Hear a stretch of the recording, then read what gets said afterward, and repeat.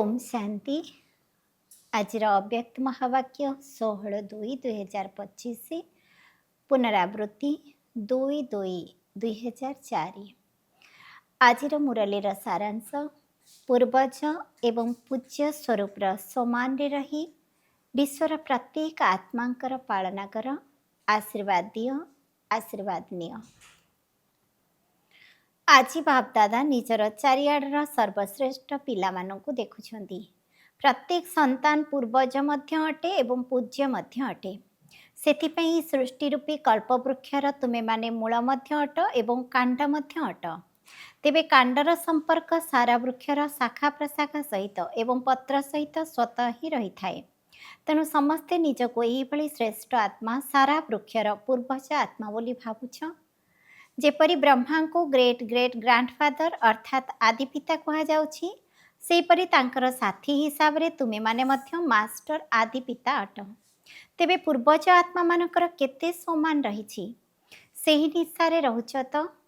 सारा विश्वर आत्मा मानक भितरे चाहे जेकोसी धर्मर आत्मा होइथाउ ना काहेकि, किंतु सर्व आत्मा मानकर तुमे माने वृक्षर कांड रूपरे आधार मूरत तथा पूर्वज अट एवं पूर्वज होइथिबा कारणरू पूज्य मध्य अट।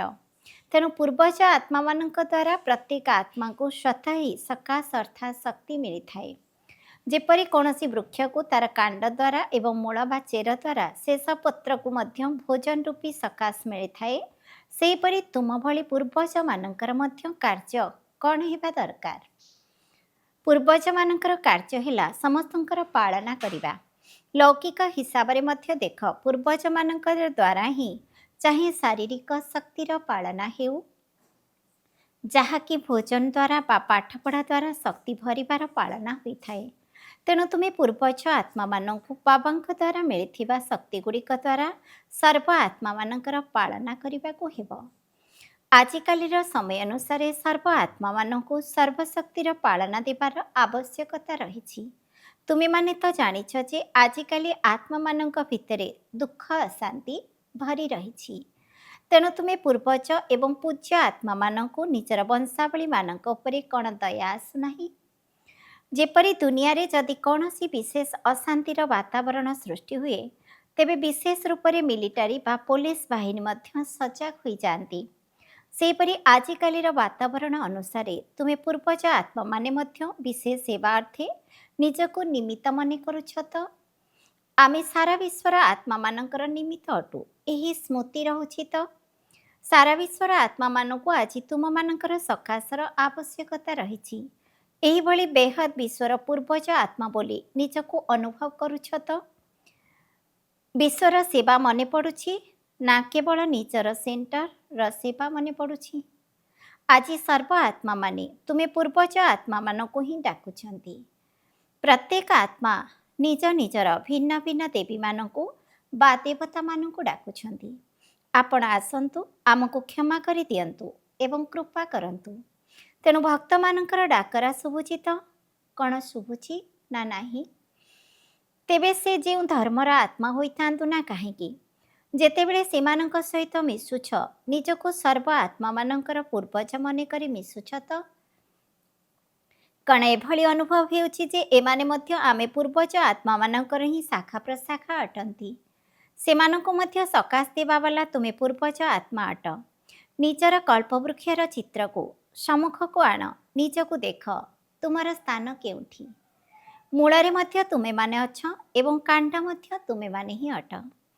ଏହା ସହିତ ପରମଧାମରେ ମଧ୍ୟ ଦେଖ ତୁମେ ପୂର୍ବଜ ଆତ୍ମାମାନଙ୍କର ସ୍ଥାନ ବାବାଙ୍କ ସହିତ ପାଖାପାଖି ରହିଛି ତ। ଏହା ତ ଜାଣିଛ ନା, ଯଦି ଏହି ନିଶାରେ ରହି ଯେକୌଣସି ଧର୍ମର ଆତ୍ମା ସହିତ ମିଶୁଛ, ତେବେ ସେମାନେ ତୁମକୁ ଆପଣାରେ ମନେ କରୁଛନ୍ତି ଏବଂ ସେହି ଦୃଷ୍ଟିରେ ଦେଖୁଛନ୍ତି। जदि सेही भली पूर्वज पणियार निशारे स्मृति मनोवृत्ति बा दृष्टिर सहित मिसुछ, तेबे सेमानंकु मध्य निजर पणियार आभास हेउछि। काहेकि ना तुमे समस्तंकर पूर्वज अट, समस्तंकर अट। एही स्मृति रे सेवा करिबा द्वारा प्रत्येक आत्मा अनुभव करिवे जे एमाने आमर ही पूर्वज बा इष्ट अटंती, जे कि पुनर्बार आमको मिलिगले। ପୁଣି ପୂଜ୍ୟ ହେବାରେ ମଧ୍ୟ ଦେଖ କେତେ ବଡ଼ ପୂଜା ହେଉଛି।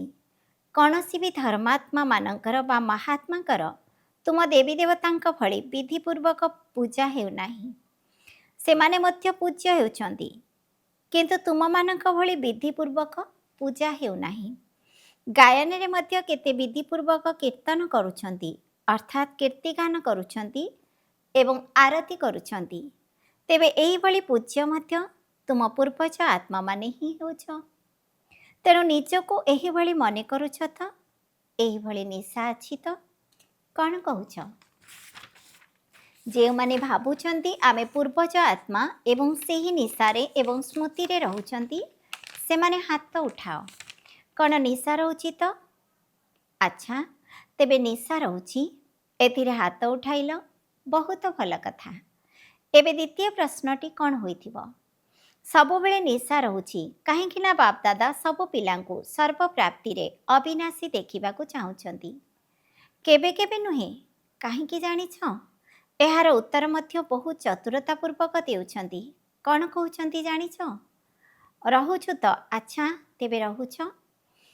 ତାପରେ ଧୀରେ ଧୀରେ କହୁଛନ୍ତି ଟିକିଏ କେବେ କେବେ ହୋଇଯାଉଛି। ଦେଖ, ବାବା ମଧ୍ୟ ଅବିନାଶୀ, ତୁମେ ଆତ୍ମାମାନେ ମଧ୍ୟ ଅବିନାଶୀ, ପ୍ରାପ୍ତିଗୁଡ଼ିକ ମଧ୍ୟ ଅବିନାଶୀ ଏବଂ ଜ୍ଞାନ ମଧ୍ୟ ଅବିନାଶୀ, ପରମାତ୍ମାଙ୍କ ଦ୍ୱାରା ଅବିନାଶୀ ଅଟେ। ତେଣୁ ଧାରଣା ମଧ୍ୟ କେଉଁଭଳି ହେବା ଦରକାର? ଅବିନାଶୀ ହେବା ଦରକାର ନା କେବେ କେବେ ହେବା ଦରକାର? ବାପଦାଦା ବର୍ତ୍ତମାନ ସବୁ ପିଲାଙ୍କୁ ସମୟ ଏବଂ ପରିସ୍ଥିତି ଅନୁସାରେ ବେହଦର ସେବାରେ ସର୍ବଦା ବ୍ୟସ୍ତ ରହିବାର ଦେଖୁଛନ୍ତି, ଚାହୁଁଛନ୍ତି, କାହିଁକି ନା ସେବାରେ ବ୍ୟସ୍ତ ରହିବା କାରଣରୁ ଅନେକ ପ୍ରକାରର ହଲଚଲରୁ ସୁରକ୍ଷିତ ହୋଇଯାଉଛ। କିନ୍ତୁ ଯେତେବେଳେ ବି କୌଣସି ସେବା କରୁଛ ବା ସେବାର ଯୋଜନା କରୁଛ ବା ଯୋଜନା ଅନୁସାରେ କର୍ମ ମଧ୍ୟ କରୁଛ ଏବଂ ସେଥିରେ ସଫଳତା ମଧ୍ୟ ମିଳୁଛି, କିନ୍ତୁ ବାପଦାଦା ଚାହୁଁଛନ୍ତି ଯେ ଏକା ସମୟରେ 3 ପ୍ରକାରର ସେବା ଏକାଠି ହେବା ଦରକାର। କେବଳ ବାଣୀ ସେବା ନ ହେଉ, ସଂକଳ୍ପ ଦ୍ୱାରା ମଧ୍ୟ ହେଉ ଏବଂ କର୍ମଣା ଅର୍ଥାତ୍ ସମ୍ବନ୍ଧ ସମ୍ପର୍କରେ ଆସିବା ସମୟରେ ମଧ୍ୟ ସେବା ହେଉ। ସର୍ବଦା ସେବାର ଭାବ ଏବଂ ସେବାର ଭାବନା ରହୁ। ବର୍ତ୍ତମାନ ସମୟରେ କିନ୍ତୁ ବାଣୀ ଦ୍ୱାରା ସେବା କରିବାର ପରିମାଣ ଅଧିକ ଅଟେ। ମାନସିକ ସେବା ମଧ୍ୟ କରୁଛ, କିନ୍ତୁ ବାଣୀ ଦ୍ୱାରା ସେବାର ମାତ୍ରା ଅଧିକ ଅଟେ। ତେଣୁ ଗୋଟିଏ ସମୟରେ 3 ପ୍ରକାରର ସେବା ଏକାଠି ହେବା ଦ୍ୱାରା ସେବାରେ ସଫଳତା ମଧ୍ୟ ଅଧିକ ମିଳିବ। ବାପଦାଦା ସମାଚାର ଶୁଣିଛନ୍ତି ଯେ ଏହି ଗ୍ରୁପରେ ମଧ୍ୟ ଭିନ୍ନ ଭିନ୍ନ ବର୍ଗର ପିଲାମାନେ ଆସିଛନ୍ତି ଏବଂ ଭଲ ଭଲ ସେବାର ଯୋଜନା ପ୍ରସ୍ତୁତ କରୁଛନ୍ତି। ଭଲ ସେବା ତ କରୁଛ, କିନ୍ତୁ 3 ପ୍ରକାରର ସେବା ଏକାଠି ହେବା ଦ୍ୱାରା ସେବାର ଗତିରେ ଅଧିକ ବୃଦ୍ଧି ହୋଇଯିବ। ଏବେ ତ ଚାରିଆଡ଼ୁ ସବୁ ପିଲାମାନେ ଆସି ପହଞ୍ଚି ଗଲେଣି। ଏହା ଦେଖି ବାପଦାଦାଙ୍କୁ ମଧ୍ୟ ଖୁସି ଲାଗୁଛି। ନୂଆ ନୂଆ ପିଲାମାନେ ଉମଙ୍ଗ ଉତ୍ସାହର ସହିତ ଆସି ପହଞ୍ଚି ଯାଉଛନ୍ତି। ଏବେ ବାପଦାଦା ସବୁ ପିଲାଙ୍କୁ ସଦା ନିର୍ବିଘ୍ନ ସ୍ୱରୂପରେ ଦେଖିବାକୁ ଚାହୁଁଛନ୍ତି। କାହିଁକି ଜାଣିଛ? ଯଦି ତୁମେ ନିମିତ୍ତ ହୋଇଥିବା ଆତ୍ମାମାନେ ନିର୍ବିଘ୍ନ ସ୍ଥିତିରେ ସ୍ଥିତ ରହିବ, ତେବେ ଯାଇ ବିଶ୍ୱର ଆତ୍ମାମାନଙ୍କୁ ସବୁ ସମସ୍ୟା ଗୁଡ଼ିକରୁ ନିର୍ବିଘ୍ନ କରିପାରିବ। ଏଥିପାଇଁ ବିଶେଷ କରି 2ଟି କଥା ଉପରେ ଅଧିକ ଗୁରୁତ୍ୱ ଦିଅ। ଯଦିଓ ତାହା କରୁଛ, କିନ୍ତୁ ଏବେ ଆହୁରି ଅଧିକ ଗୁରୁତ୍ୱ ଦିଅ। ଗୋଟିଏ ହେଲା ପ୍ରତ୍ୟେକ ଆତ୍ମାଙ୍କୁ ଆତ୍ମିକ ଦୃଷ୍ଟିରେ ଦେଖ, ଆତ୍ମାର ମୂଳ ସଂସ୍କାରର ସ୍ୱରୂପରେ ଦେଖ। ଚାହେଁ ଯେଉଁଭଳି ସଂସ୍କାରର ଆତ୍ମା ହୋଇଥାଉ, କିନ୍ତୁ ତୁମମାନଙ୍କର ପ୍ରତ୍ୟେକ ଆତ୍ମା ପ୍ରତି ଶୁଭ ଭାବନା, ଶୁଭକାମନା, ପରିବର୍ତ୍ତନର ଶ୍ରେଷ୍ଠ ଭାବନା ସେମାନଙ୍କର ସଂସ୍କାରକୁ କିଛି ସମୟ ପାଇଁ ପରିବର୍ତ୍ତନ କରିପାରିବ। ତେଣୁ ନିଜର ଆତ୍ମିକ ଭାବକୁ ଏବେ ଜାଗ୍ରତ କର। ଯେପରି ଆରମ୍ଭ ସମୟରେ ଦେଖିଥିଲ, ସଂଗଠନ ଭିତରେ ରହି ଆତ୍ମିକ ଦୃଷ୍ଟି, ଆତ୍ମିକ ବୃତ୍ତି, ଆତ୍ମା ସହିତ ମିଶୁଛି, କଥା ହେଉଛି। ଏହିଭଳି ଦୃଷ୍ଟି ରଖିବା ଦ୍ୱାରା ପିଲାମାନଙ୍କର ମୂଳଦୁଆ କେତେ ପକ୍କା ହୋଇଗଲା। ଏବେ ସେବାର ବିସ୍ତାର ଭିତରେ ସେବାର ବିସ୍ତାରର ସମ୍ବନ୍ଧରେ ଆତ୍ମିକ ଭାବ ରଖି ଚାଲିବା, କଥା କହିବା, ସମ୍ପର୍କରେ ଆସିବା ସୁପ୍ତ ହୋଇଯାଇଛି। ସମାପ୍ତ ହୋଇନାହିଁ, କିନ୍ତୁ ସୁପ୍ତ ହୋଇଯାଇଛି। ତେବେ ଆତ୍ମିକ ସମାନ ହିଁ ଆତ୍ମାକୁ ସହଜରେ ସଫଳତା ପ୍ରାପ୍ତ କରାଇଥାଏ। କାହିଁକି ନା ତୁମେ ସବୁ କେଉଁଭଳି ଆତ୍ମାମାନେ ଏଠାରେ ଏକାଠି ହୋଇଛ, ସେହି କଳ୍ପ ପୂର୍ବର ଦେବାତ୍ମାମାନେ, ବ୍ରାହ୍ମଣ ଆତ୍ମାମାନେ ହିଁ ଏଠାରେ ଏକାଠି ହୋଇଛ, ତେବେ ବ୍ରାହ୍ମଣ ଆତ୍ମା ରୂପରେ ମଧ୍ୟ ସମସ୍ତେ ଶ୍ରେଷ୍ଠ ଆତ୍ମା ଅଟ। ଦେବାତ୍ମା ହିସାବରେ ମଧ୍ୟ ସମସ୍ତେ ଶ୍ରେଷ୍ଠ ଆତ୍ମା ଅଟ। ତେଣୁ ସେହି ସ୍ୱରୂପରେ ରହି ସମସ୍ତଙ୍କର ସହିତ ସମ୍ବନ୍ଧ ସମ୍ପର୍କରେ ଆସ। ସବୁ ସମୟରେ ଚେକ୍ କର ଯେ ମୋ ଭଳି ଦେବାତ୍ମା ବା ବ୍ରାହ୍ମଣ ଆତ୍ମାର ଶ୍ରେଷ୍ଠ କର୍ତ୍ତବ୍ୟ ଏବଂ ଶ୍ରେଷ୍ଠ ସେବା କ'ଣ। ଆଶୀର୍ବାଦ ଦେବା ଏବଂ ଆଶୀର୍ବାଦ ନେବା। ତୁମମାନଙ୍କର ଜଡ଼ଚିତ୍ର କେଉଁ ସେବା କରୁଛି? ଯେପରି ବି ଆତ୍ମା ହୋଇଥାଉ ନା କାହିଁକି, ସେ ଆଶୀର୍ବାଦ ନେବା ପାଇଁ ହିଁ ଯାଇଥାଏ ଏବଂ ଆଶୀର୍ବାଦ ନେଇ ଆସିଥାଏ। ଅନ୍ୟ କୌଣସି ପୁରୁଷାର୍ଥ କରିବାକୁ ଯଦି ମେହନତ ଲାଗୁଛି, ତେବେ ସବୁଠାରୁ ସହଜ ପୁରୁଷାର୍ଥ ହେଲା ସାରା ଦିନ ଦୃଷ୍ଟି ଦ୍ୱାରା, ବୃତ୍ତି ଦ୍ୱାରା, ବାଣୀ ଦ୍ୱାରା ଏବଂ ଭାବନା ଦ୍ୱାରା ଆଶୀର୍ବାଦ ଦିଅ ଏବଂ ଆଶୀର୍ବାଦ ନିଅ। ତୁମମାନଙ୍କର ଉପାଧି ତଥା ବରଦାନ ହିଁ ହେଉଛି ମହାଦାନୀ। ସେବା କରିବା ସମୟରେ କାର୍ଯ୍ୟକ୍ଷେତ୍ରରେ ସମସ୍ତଙ୍କର ସହିତ ସମ୍ବନ୍ଧ ସମ୍ପର୍କରେ ଆସିବାରେ କେବଳ ଏହି କାର୍ଯ୍ୟ କର, ଆଶୀର୍ବାଦ ଦିଅ ଏବଂ ଆଶୀର୍ବାଦ ନିଅ। ଏହା କ'ଣ ମୁସ୍କିଲ ଅଟେ କି? ନା ସହଜ ଅଟେ? ଯେଉଁମାନେ ଭାବୁଛନ୍ତି ସହଜ ଅଟେ, ସେମାନେ ହାତ ଉଠାଅ। ଯଦି କେହି ତୁମକୁ ବିରୋଧ କରୁଛି, ତେବେ ବି ତାକୁ ଆଶୀର୍ବାଦ ଦେଇପାରିବ। କ'ଣ କହୁଛ? ଏତିକି ଆଶୀର୍ବାଦର ଷ୍ଟକ୍ ତୁମ ପାଖରେ ଅଛି ତ? ତେବେ ବିରୋଧ ତ ନିଶ୍ଚିତ ହେବ, କାହିଁକି ନା ବିରୋଧ ଅର୍ଥାତ୍ ଅପୋଜିସନ୍ ହିଁ ତୁମମାନଙ୍କୁ ତୁମର ପୋଜିସନ୍ରେ ଅର୍ଥାତ୍ ଯଥାର୍ଥ ପଦରେ ପହଞ୍ଚାଇ ଦେବ। ଦେଖ, ସବୁଠାରୁ ଅଧିକ ଅପୋଜିସନ୍ ବ୍ରହ୍ମା ବାବାଙ୍କ ପ୍ରତି ହୋଇଥିଲା ନା? ଏବଂ ନମ୍ବର 1 ପୋଜିସନ୍ ମଧ୍ୟ କିଏ ପାଇଲା? ବ୍ରହ୍ମା ହିଁ ପାଇଲେ ନା? ତେଣୁ ଯାହା ବି ହୋଇଯାଉ, କିନ୍ତୁ ମୋତେ ବ୍ରହ୍ମା ବାବାଙ୍କ ଭଳି ସମସ୍ତଙ୍କୁ ଆଶୀର୍ବାଦ ଦେବାର ଅଛି। କ'ଣ ବ୍ରହ୍ମା ବାବାଙ୍କ ସାମ୍ନାରେ ବ୍ୟର୍ଥ କହିବା ବାଲା, ବ୍ୟର୍ଥ କରିବା ବାଲା ନଥିଲେ? କିନ୍ତୁ ବ୍ରହ୍ମା ବାବା ସେମାନଙ୍କୁ ମଧ୍ୟ ଆଶୀର୍ବାଦ ଅର୍ଥାତ୍ ଦୁଆଁ ଦେଇଥିଲେ ଏବଂ ଦୁଆଁ ନେଇଥିଲେ। ସମାହିତ କରିବାର ଶକ୍ତିକୁ ଧାରଣ କରିଥିଲେ। କହୁଥିଲେ ଏବେ ତ ଛୋଟ ପିଲା ଅଛି, ଆଗକୁ ନିଶ୍ଚିତ ବଦଳିଯିବ। ସେହିପରି ତୁମେମାନେ ମଧ୍ୟ ସମସ୍ତଙ୍କ ପ୍ରତି ଏହିଭଳି ଦୃଷ୍ଟିବୃତ୍ତି ରଖ। ଏ କଳ୍ପ ପୂର୍ବର ଆମରି ପରିବାରର ଆତ୍ମା, ବ୍ରାହ୍ମଣ ପରିବାରର ଆତ୍ମା। ତେଣୁ ପ୍ରଥମେ ମୁଁ ପରିବର୍ତ୍ତନ ହୋଇ ଏହାକୁ ମଧ୍ୟ ପରିବର୍ତ୍ତନ କରିବି। ଇଏ ବଦଳିଲେ ଯାଇ ମୁଁ ବଦଳିବି, ଏହା ନୁହେଁ। ମୋତେ ହିଁ ପରିବର୍ତ୍ତନ ହେବାକୁ ପଡ଼ିବ ଏବଂ ଏମାନଙ୍କୁ ପରିବର୍ତ୍ତନ କରିବାକୁ ପଡ଼ିବ। ଏହା ମୋର ଦାୟିତ୍ୱ। ତେବେ ଯାଇ ଦୁଆଁ ବାହାରିବ ଏବଂ ଦୁଆଁ ମିଳିବ। ଏବେ ତ ସମୟ ଦ୍ରୁତଗତିରେ ପରିବର୍ତ୍ତନ ଆଡ଼କୁ ଗତି କରୁଛି, ଅତି ଆଡ଼କୁ ଯାଉଛି। କିନ୍ତୁ ସମୟ ପରିବର୍ତ୍ତନ ପୂର୍ବରୁ ତୁମେ ବିଶ୍ୱ ପରିବର୍ତ୍ତକ ଶ୍ରେଷ୍ଠ ଆତ୍ମାମାନେ ନିଜର ସ୍ୱପରିବର୍ତ୍ତନ ଦ୍ୱାରା ସମସ୍ତଙ୍କର ପରିବର୍ତ୍ତନର ଆଧାର ମୂରତ ହୁଅ। କାହିଁକି ନା ତୁମେମାନେ ହିଁ ବିଶ୍ୱର ଆଧାର ମୂରତ, ଉଦ୍ଧାର ମୂରତ ଅଟ। ତେଣୁ ପ୍ରତ୍ୟେକ ବ୍ରାହ୍ମଣ ଆତ୍ମା ଏହି ଲକ୍ଷ୍ୟ ରଖ ଯେ ମୋତେ ନିମିତ୍ତ ହେବାକୁ ପଡ଼ିବ।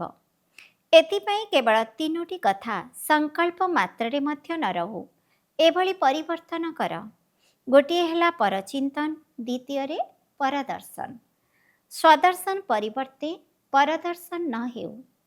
ତୃତୀୟରେ ପରମତ ବା ପରସଙ୍ଗ ବା କୁସଙ୍ଗ। ସର୍ବଦା ଶ୍ରେଷ୍ଠ ସଙ୍ଗ କର, କାହିଁକି ନା ସଙ୍ଗ ଦୋଷ ବହୁତ କ୍ଷତି କରିଥାଏ। ପୂର୍ବରୁ ମଧ୍ୟ ବାପଦାଦା କହିଥିଲେ, କେବଳ ଗୋଟିଏ ପରୋପକାରୀ ହୁଅ ଆଉ 3ଟି ପର କାଟିଦିଅ। ପରଚିନ୍ତନ, ପରଦର୍ଶନ, ପରମତ ଅର୍ଥାତ୍ କୁସଙ୍ଗ ବା ଫାଲତୁ ସଙ୍ଗ। କେବଳ ପରୋପକାରୀ ହୁଅ, ତେବେ ଯାଇ ଆଶୀର୍ବାଦ ବା ଦୁଆଁ ମିଳିବ ଏବଂ ଦୁଆଁ ଦେଇପାରିବ। ଯିଏ ଯାହା ବି ଦେଉ, କିନ୍ତୁ ତୁମେ ଦୁଆଁ ହିଁ ଦିଅ। ଏତିକି ସାହସ ଅଛି ତ? ଅଛି ସାହସ? ତେବେ ବାପଦାଦା ଚାରିଆଡ଼ର ସମସ୍ତ ସେଣ୍ଟରରୁ ଆସିଥିବା ପିଲାମାନଙ୍କୁ କହୁଛନ୍ତି, ଯଦି ତୁମେ ସମସ୍ତେ ସାହସ ରଖିବ, ଯେ ଯାହା ବି ଦେଉ, କିନ୍ତୁ ଆମକୁ ଦୁଆଁ ହିଁ ଦେବାର ଅଛି। ତେବେ ବାପଦାଦା ଏହି ବର୍ଷ ସାହସ ରଖିବା କାରଣରୁ ଅତିରିକ୍ତ ସହଯୋଗ ମଧ୍ୟ ଦେବେ, କିଛି ଅଧିକ ସାହାଯ୍ୟ କରିବେ, କିନ୍ତୁ ଆଶୀର୍ବାଦ ସମସ୍ତଙ୍କୁ ଦେବାକୁ ହେବ। ଏଥିରେ କୌଣସି ଗୋଳମାଳ କରିବ ନାହିଁ। ବାପଦାଦାଙ୍କ ପାଖକୁ ତ ସାରା ରେକର୍ଡ ଆସୁଛି ନା? ସଂକଳ୍ପରେ ମଧ୍ୟ ଆଶୀର୍ବାଦ ବ୍ୟତୀତ ଅନ୍ୟ କିଛି ବି ନ ରହୁ। କ'ଣ ଅଛି ସାହସ? ଯଦି ଅଛି, ତେବେ ହାତ ଉଠାଅ। ଦେଖ, କରିବାକୁ ପଡ଼ିବ। କେବଳ ହାତ ଉଠାଇ ଦିଅ ନାହିଁ। କରିବ ତ? ମଧୁବନ ନିବାସୀ ଏବଂ ଟିଚରମାନେ କରିବ ତ? ଆଚ୍ଛା, ଏକ୍ସଟ୍ରା ମାର୍କସ ଜମା କରିବ ତ? ଅଭିନନ୍ଦନ। କାହିଁକି ଜାଣିଛ? ବାପଦାଦାଙ୍କ ପାଖକୁ ଆଡ଼ଭାନ୍ସ ପାର୍ଟିବାଲା ବାରମ୍ବାର ଆସୁଛନ୍ତି। ସେମାନେ କହୁଛନ୍ତି ଆମକୁ ତ ଆଡ଼ଭାନ୍ସ ପାର୍ଟିର ପାର୍ଟ ଦେଇଛନ୍ତି, ତାକୁ ତ ଆମେ କରୁଛୁ, କିନ୍ତୁ ଆମର ସାଥୀମାନେ ନିଜର ଆଡ଼ଭାନ୍ସ ସ୍ଥିତି କାହିଁକି କରୁନାହାନ୍ତି? ଏବେ ମୁଁ ତାଙ୍କୁ କ'ଣ ଉତ୍ତର ଦେବି? କ'ଣ ଉତ୍ତର ଦେବି? ତେବେ ତୁମମାନଙ୍କ ଆଡ଼ଭାନ୍ସ ସ୍ଥିତି ଏବଂ ଆଡ଼ଭାନ୍ସ ପାର୍ଟିବାଲାଙ୍କର ପାର୍ଟ ଉଭୟ ମିଶିଲେ ଯାଇ ସମାପ୍ତି ହେବ। ତେଣୁ ସେମାନେ ଯେତେବେଳେ ପଚାରୁଛନ୍ତି ମୁଁ ତାଙ୍କୁ କ'ଣ ଉତ୍ତର ଦେବି? କେତେ ବର୍ଷରେ ହେବ? ସବୁ ତ ପାଳନ କରିନେଲ। Silver jubilee, golden jubilee, diamond jubilee ସବୁ ତ ପାଳନ କରିଦେଲ। ଏବେ ନିଜର ଆଡ଼ଭାନ୍ସ ସ୍ଥିତିର ସମାରୋହ ପାଳନ କର। ଏହାର ତାରିଖ ନିର୍ଦ୍ଧାର୍ଯ୍ୟ କର। ପାଣ୍ଡବମାନେ କୁହ, କ'ଣ ଏହାର କୌଣସି ତିଥି ନିର୍ଦ୍ଧାର୍ଯ୍ୟ ହେବ? କ'ଣ ହେବା ଦରକାର? କ'ଣ ଅଚାନକ ହେବ ନା ଧୀରେ ଧୀରେ ହୋଇଯିବ? କୁହ, କିଛି ତ କୁହ। କ'ଣ କିଛି ଭାବୁଛ କି? ନିବେରକୁ ପଚରା ଯାଉ, କ'ଣ ଏହାର ଉତ୍ସବ ପାଳନ ହେବ ନା ଅଚାନକ ହେବ? କ'ଣ ତୁମେ ଦାଦୀଙ୍କୁ ପଚାରୁଛ କି? ଏ ଦାଦୀ ଆଡ଼କୁ ଦେଖୁଛି ଯେ ଦାଦୀ କିଛି କୁହନ୍ତୁ। ତୁମେ କୁହ, ରମେଶକୁ କୁହାଯାଉଛି, ତୁମେ ଶୁଣାଅ। ଶେଷରେ ତ ଏହା ନିଶ୍ଚିତ, ଶେଷ ମଧ୍ୟ କେବେ? ଆପଣ ତାରିଖ କୁହନ୍ତୁ, ସେ ତାରିଖ ଭିତରେ କରିନେବୁ। ଆଚ୍ଛା ବାପଦାଦା, ଆଉ ଗୋଟିଏ ବର୍ଷ ଅତିରିକ୍ତ ସମୟ ଦେଉଛନ୍ତି। ସାହସ ରଖିଲେ ଅତିରିକ୍ତ ସାହାଯ୍ୟ ମଧ୍ୟ ମିଳିବ। ଏତିକି କରିପାରିବ ନା? ପ୍ରଥମେ ଏହାକୁ କରି ଦେଖାଅ, ତାପରେ ବାବା ତାରିଖ ନିର୍ଦ୍ଧାର୍ଯ୍ୟ କରିବେ। ଆପଣଙ୍କ ନିର୍ଦ୍ଦେଶ ମିଳିଲେ ଏଇ 2004 ବର୍ଷକୁ ଏହିଭଳି ପାଳନ କରିଦେବୁ। ଏହାର ଅର୍ଥ ହେଲା ଏବେ ସୁଦ୍ଧା ସେତିକି ପ୍ରସ୍ତୁତି ହୋଇନାହିଁ। ତେଣୁ ଆଡ଼ଭାନ୍ସ ପାର୍ଟିକୁ ଏବେ ଆଉ 1 ବର୍ଷ ତ ରହିବାକୁ ପଡ଼ିବ ନା? ଆଚ୍ଛା, କାହିଁକି ନା ଏବେଠାରୁ ଯଦି ଲକ୍ଷ୍ୟ ରଖିବ ଆମେ ନିଶ୍ଚିତ କରିବୁ, ତେବେ ବହୁତ କାଳର ପ୍ରାରବ୍ଧରେ ମିଶି ଯାଇପାରିବ। କାରଣ ବହୁତ କାଳର ମଧ୍ୟ ହିସାବ ରହିଛି ନା। ଯଦି ଶେଷରେ କରିବ ତେବେ ବହୁତ କାଳର ହିସାବ ଠିକ୍ ହେବ ନାହିଁ। ସେଥିପାଇଁ ଏବେଠାରୁ ଏହା ଉପରେ ଅଧିକ ଧ୍ୟାନ ଦିଅ। ଆଚ୍ଛା, ଏବେ ରୁହାନୀ ଡ୍ରିଲ୍ ସମସ୍ତଙ୍କର ମନେ ଅଛି ତ? ଗୋଟିଏ ସେକେଣ୍ଡ ଭିତରେ ନିଜର ପୂର୍ବଜ ସ୍ଥିତିରେ ସ୍ଥିତ ହୋଇ ପରମଧାମ ନିବାସୀ ବାବାଙ୍କ ସହିତ ଲାଇଟ୍ ହାଉସ୍ ହୋଇ ବିଶ୍ୱକୁ ଲାଇଟ୍ ଦେଇପାରିବ। ତେବେ ଗୋଟିଏ ସେକେଣ୍ଡ ଭିତରେ ଦେଶ ବିଦେଶ ଯେଉଁଠି ବି ଶୁଣିଛ ବା ଦେଖୁଛ, ସମସ୍ତେ ଲାଇଟ୍ ହାଉସ୍ ହୋଇ ସାରା ବିଶ୍ୱରେ ଚାରିଆଡ଼ର ସମସ୍ତ ଆତ୍ମାମାନଙ୍କୁ ଲାଇଟ୍ ଦିଅ, ସକାଶ ଦିଅ, ଶକ୍ତି ଦିଅ। ଆଚ୍ଛା, ଚାରିଆଡ଼ର ବିଶ୍ୱର ପୂର୍ବଜ ଏବଂ ପୂଜ୍ୟ ଆତ୍ମାମାନଙ୍କୁ ସର୍ବଦା ଦାତା ହୋଇ ସମସ୍ତଙ୍କୁ ଆଶୀର୍ବାଦ ଦେଉଥିବା ମହାଦାନୀ ଆତ୍ମାମାନଙ୍କୁ ସର୍ବଦା ଦୃଢ଼ତା ଦ୍ୱାରା ସ୍ୱପରିବର୍ତ୍ତନ ଆଧାରରେ ସମସ୍ତଙ୍କର ପରିବର୍ତ୍ତନ କରୁଥିବା ବିଶ୍ୱ ପରିବର୍ତ୍ତକ ଆତ୍ମାମାନଙ୍କୁ, ସର୍ବଦା ଲାଇଟ୍ ହାଉସ୍ ହୋଇ ସର୍ବ ଆତ୍ମାକୁ ଲାଇଟ୍ ଦେଉଥିବା ସମୀପ ଆତ୍ମାମାନଙ୍କୁ ବାଗଦାଦାଙ୍କର ସ୍ନେହ ସମ୍ପନ୍ନ ଶୁଭେଚ୍ଛା ଏବଂ ହାର୍ଦ୍ଦିକ ଆଶୀର୍ବାଦ ସହିତ ନମସ୍ତେ। ଆମ ରୁହାନୀ ସନ୍ତାନମାନଙ୍କର ମଧ୍ୟ ରୁହାନୀ ବାପଦାଦାଙ୍କୁ ନମସ୍ତେ, ନମସ୍ତେ, ନମସ୍ତେ। ଦାଦିଜୀ ଏବଂ ଦାଦି ଜାନକୀଜୀଙ୍କ ସହିତ ଭଲ କଥା। 2 ଜଣ ଦାଦି ବହୁତ ଭଲ ପାଳନା ଦେଉଛ। ଭଲ ଭାବରେ ପାଳନ ହେଉଛି ନା? ସମସ୍ତଙ୍କ ଠାରୁ କେତେ ଦୁଆ ମିଳୁଛି, ସମସ୍ତଙ୍କୁ ଖୁସି ଲାଗୁଛି। 2 ଜଣ ଯାକ ଦାଦି ବାପଦାଦାଙ୍କ ଗଳାରେ ଲାଗିଲେ। ଯେପରି ଏହାକୁ ଦେଖି ତୁମମାନଙ୍କୁ ଖୁସି ଲାଗୁଛି, ସେହିପରି ଏମାନଙ୍କ ଭଳି ହୋଇଗଲେ କେତେ ଖୁସି ଲାଗିବ। କାହିଁକି ନା ବାପଦାଦା ଯେହେତୁ ଏମାନଙ୍କୁ ନିମିତ୍ତ କରିଛନ୍ତି, ତେବେ ନିଶ୍ଚିତ କିଛି ବିଶେଷତା ଥିବ, ସେଥିପାଇଁ ତ ନିମିତ୍ତ କରାଯାଇଛି ନା। ଏବଂ ସେହି ବିଶେଷତା ଗୁଡ଼ିକ ତୁମ ସମସ୍ତଙ୍କ ଭିତରେ ଯଦି ଆସିଯିବ, ତେବେ କ'ଣ ହେବ? ତୁମର ରାଜ୍ୟ ଆସିଯିବ। ବାପଦାଦା ଯେଉଁ ତାରିଖ ନିର୍ଦ୍ଧାର୍ଯ୍ୟ କରୁଛନ୍ତି ନା, ତାହା ଆସିଯିବ। ଏବେ ସମସ୍ତଙ୍କର ମନେ ଅଛି ତ ଏହାର ଡେଟ୍ ଫିକ୍ସ କରିବାକୁ ପଡ଼ିବ। ପ୍ରତ୍ୟେକ ପିଲା ଭାବ ଯେ ମୋତେ ହିଁ ଏହାର ଡେଟ୍ ଫିକ୍ସ କରିବାକୁ ପଡ଼ିବ। ଏହିଭଳି ଯଦି ସମସ୍ତେ ନିମିତ୍ତ ହୋଇଯିବ, ତେବେ ବିଶ୍ୱର ନବନିର୍ମାଣ ହୋଇଯିବ। ତେବେ ନିମିତ୍ତ ଭାବ ହିଁ ସର୍ବଗୁଣର ଖଣି ଅଟେ। କେବଳ ସବୁ ସମୟରେ ଯଦି ଏହି ନିମିତ୍ତ ଭାବ ରହିବ, ତେବେ ଅନ୍ୟ ସବୁ ଗୁଣଗୁଡ଼ିକ ସହଜରେ ଆସିଯିବ। କାହିଁକି ନା ନିମିତ୍ତ ଭାବ ଭିତରେ ମୁଁ ପଣିଆ ନାହିଁ। ଏହି ମୁଁ ପଣିଆ ହିଁ ତୁମକୁ ହଲଚଲରେ ନେଇ ଆସୁଛି। ନିମିତ୍ତ ହେବା ଦ୍ୱାରା ମୋର ପଣିଆ ମଧ୍ୟ ସମାପ୍ତ ହୋଇ ତୋର ହୋଇଯିବ ଏବଂ ତୁମେ ସହଜ ଯୋଗୀ ହୋଇଯିବ। ତେବେ ସମସ୍ତଙ୍କର ଦାଦୀମାନଙ୍କ ପ୍ରତି ସ୍ନେହ ରହିଛି, ବାପଦାଦାଙ୍କ ପ୍ରତି ମଧ୍ୟ ସ୍ନେହ ଅଛି। ତେଣୁ ଏହି ସ୍ନେହର ପ୍ରତିଦାନ ହେଲା ବିଶେଷତା ଗୁଡ଼ିକରେ ସମାନ ହେବା। ତେଣୁ ଏହିଭଳି ଲକ୍ଷ୍ୟ ରଖ, ସେମାନଙ୍କର ବିଶେଷତା ସହିତ ନିଜର ବିଶେଷତାକୁ ନିଶ୍ଚିତ ସମାନ କରିବୁ। ଯାହା ଭିତରେ ବି କିଛି ବିଶେଷତା ଥିବାର ଦେଖୁଛ ତେବେ ତାକୁ ଅନୁକରଣ କରିପାରିବ। ଯଦି ଆତ୍ମାକୁ ବା ବ୍ୟକ୍ତିକୁ ଦେଖିବ ତେବେ ବିଶେଷତା ଏବଂ ଅବତରଣ ଆକର୍ଷଣ ଉଭୟ ଦେଖାଯିବ। ତେଣୁ ବିଶେଷତାକୁ ଦେଖ ଏବଂ ସେଥିରେ ସମାନ ହୁଅ। ଆଚ୍ଛା, ବରଦାନ। ନିଶ୍ଚୟର ଅଖଣ୍ଡ ରେଖା ଦ୍ୱାରା ନମ୍ବର 1 ଭାଗ୍ୟ ତିଆରି କରୁଥିବା ବିଜୟର ତିଳକଧାରୀ ହୁଅ। ଯେଉଁମାନେ ନିଶ୍ଚୟ ବୁଦ୍ଧି ସନ୍ତାନ ସେମାନେ କେବେ ହେଲେ କେମିତି କିପରିର ବିସ୍ତାରକୁ ଯାଆନ୍ତି ନାହିଁ। ସେମାନଙ୍କର ନିଶ୍ଚୟର ଅତୁଟ ରେଖା ଅନ୍ୟ ଆତ୍ମାମାନଙ୍କୁ ମଧ୍ୟ ସ୍ପଷ୍ଟ ଦେଖାଯାଉଥାଏ। ସେମାନଙ୍କର ନିଶ୍ଚୟରେ ରେଖା ମଝିରେ ମଝିରେ ଖଣ୍ଡିତ ହୋଇନଥାଏ। ଏହିଭଳି ରେଖା ଥିବା ଆତ୍ମାର ମସ୍ତକରେ ଅର୍ଥାତ୍ ସ୍ମୃତିରେ ସର୍ବଦା ବିଜୟର ତିଳକ ଦେଖିବାକୁ ମିଳିଥାଏ। ସେମାନେ ଜନ୍ମ ହେବା ମାତ୍ରକେ ସେବାର ଦାୟିତ୍ୱ ମୁକୁଟଧାରୀ ହୋଇଥାନ୍ତି। ସର୍ବଦା ଜ୍ଞାନରତ୍ନରେ ହିଁ ଖେଳୁଥାନ୍ତି। ସର୍ବଦା ଯୋଗର ଏବଂ ଖୁସିର ଝୁଲଣାରେ ଝୁଲି ଝୁଲି ଜୀବନ କଟାଉଛନ୍ତି। ଏହା ହିଁ ହେଉଛି ନମ୍ବର 1 ଭାଗ୍ୟର ରେଖା। ସ୍ଲୋଗାନ। ବୁଦ୍ଧିରୂପୀ କମ୍ପ୍ୟୁଟରରେ ଫୁଲଷ୍ଟପ୍ ଅର୍ଥାତ୍ ବିନ୍ଦୁର ମାତ୍ରା ଆସିବା ଅର୍ଥ ପ୍ରସନ୍ନଚିତ୍ତରେ ସ୍ଥିତି ରହିବା। ଓମ୍ ଶାନ୍ତି।